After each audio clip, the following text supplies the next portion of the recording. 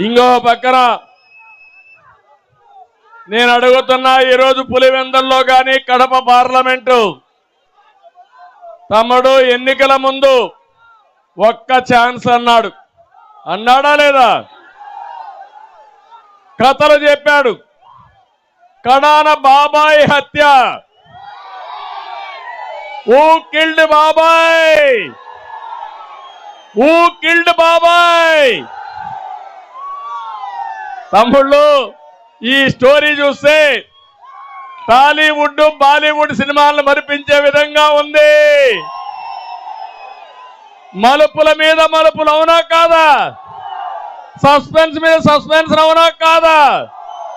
2019 మార్చి 15వ తారీఖున వివేకాన్ని ఘోరంగా చంపేశారు. ఆ రోజు సొంత ఛానల్ డబ్బా, సాక్షి డబ్బా, అవునా కాదా? ఏమని వచ్చింది ఆ డబ్బాలో? ఏమని వచ్చింది? గుండెపోటుతో చనిపోయాడని వచ్చిందా లేదా? వచ్చిందా? జ్ఞాపకం ఉందా? రక్తం చూసిన తర్వాత అప్పుడు మాట మార్చేసి గుండెపోటు కాదు రక్తపు వాంతులని మాట మార్చేశారు, అవునా కాదా అని మిమ్మల్ని అడుగుతున్నా. పోస్ట్ మార్టం అయింది, అది కూడా వీళ్ళు చేయకూడదు అనుకున్నారు. ఆయన కూతురు పట్టుబట్టింది, దీంట్లో ఏదో మోసం ఉంది. పోస్ట్ మార్టం చేయమంటే పోస్ట్ మార్టం చేసి అతి కిరాతకంగా తల మీద ఇష్టానుసారంగా గొడ్డలు పెట్టలేసి బ్రెయిన్ కూడా బయట వచ్చి చిల్లా చెదురైపోయిందంటే అప్పుడు మాట మార్చేశారు. ఈరోజు నాకు నాన్న లేడు, బాబాయిని కూడా చంపేశారు, దిక్కులేని బిడ్డ అయిపోయానని జగన్మోహన్ రెడ్డి కొత్త నాటకం ఆడాడు, అవునా కాదా అని మిమ్మల్ని అడుగుతున్నా. జ్ఞాపకం ఉందా మీకు? ఈ కడప గడ్డ పైన అడుగుతున్నా ఈ క్వశ్చన్స్ కి సమాధానం చెప్పే ధైర్యం ఈ జగన్మోహన్ రెడ్డికి ఉందా అని నేను అడుగుతున్నా. తర్వాత మీరు చూడండి, సాక్షి పేపర్లో నారాసుర రక్త చరిత్రని కత్తి నా చేతికి పెట్టి స్టోరీ రాశాడు ఈ దుర్మార్గుడు, అవునా కాదా? బాధేస్తుందా లేదా తమ్ముళ్ళు? మీకు బాధేస్తుందంటే నిరసనగా గట్టిగా చప్పట్లు కూడా చెప్పండి. అక్కడి నుంచి ప్రభుత్వం విచారణ చేస్తా ఉంటే విచారణ చేయకూడదని, పోలీసుల మీద నమ్మకం లేదని సిబిఐ కావాలని కోర్టుకు వెళ్ళాడు. కోర్టులో మళ్ళీ నా మీద మాట్లాడకూడదని గ్యాగ్ ఆర్డర్ తీసుకొచ్చాడు. అక్కడి నుంచి మళ్ళా చూడండి, ఈరోజు చిన్న బాబాయే లెక్క లేకపోతే మీరు నేను ఒక లెక్క ఈ దుర్మార్గుడికి అడుగుతున్నా. ఇలాంటి వ్యక్తి రాజకీయాలకు అర్హుడా అని మిమ్మల్ని అడుగుతున్నా. అక్కడి నుంచి బెంగళూరులో ఆస్తికి సంబంధించి హత్య చేశారని మాట మార్చాడు. ఆ తర్వాత వివేకాకు రెండో వివాహం అయింది, రెండో పెళ్ళే దీనికి కారణం అని మళ్ళీ మాట మార్చాడు. అది కాకుండా కడాకు కూతురైన సునీత పైనే అల్లుడి పైనే ఈ కేసు దోసేసే పరిస్థితికి వచ్చాడు. అడుగడుగున మలుపులు తిరుగుతా ఉంది.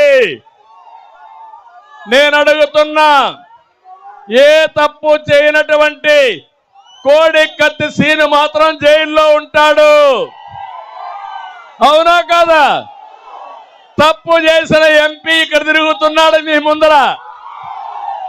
న్యాయమా తమ్ముళ్ళు ఇది? న్యాయమా తమ్ముళ్ళు ఇది?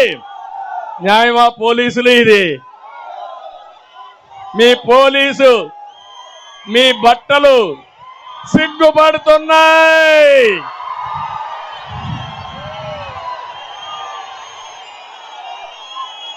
రక్తపు మరకలతో కళంకమైపోతున్నాయి, అవునా కాదా? కడాన కూతురు పైనే కేసు పెట్టాడు, సిబిఐ పైన కేసు పెట్టాడు, రేపు ఎల్లుండి ఇక్కడుండే పోలీసుల పైన కేసు పెడతాడు. అంటే హంతకులు అరెస్టు కారు, ఎవరైతే నిర్దోషులు అరెస్ట్ అవుతారు. ఇది సబబా అని మిమ్మల్ని అడుగుతున్నా. కమలాపురంలో కడప వాసులను అడుగుతున్నా. మళ్ళీ అన్ని సీట్లు గెలిపిస్తారా అని మిమ్మల్ని అడుగుతున్నా. ఇలాంటి దుర్మార్గుల్ని రేపు మిమ్మల్ని చంపినా దిక్కు లేదు, నన్ను చంపినా దిక్కు లేదు. మనుషులను చంపేసి మీరే ఆత్మహత్య చేసుకున్నారని కథలినా మనం ఏమీ చేయలేని పరిస్థితికి వస్తున్నాం. అందుకే కమలాపురంలో కడప గడ్డ మీద అడుగుతున్నా, ఓ కిల్డ్ బాబాయ్, జగన్ సమాధానం చెప్తావా అని అడుగుతున్నా. సమాధానం చెప్పకపోతే ప్రజలు మిమ్మల్ని అడుగుతున్నా, ఒక హంతకుడికి ఓటేస్తారా అని మిమ్మల్ని అడుగుతున్నా.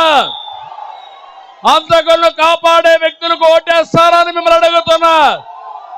ఏయమని గట్టిగా చెప్పండి కూడా చెప్పండి. లాస్ట్ లో ఉండేవాళ్ళు, రోడ్డు మీద ఉండేవాళ్ళు నమ్మకమేనా అని అడుగుతున్నా. అందుకే వచ్చా, రా కదిలి రా అని చెప్పడానికి వచ్చా. మీ సహకారం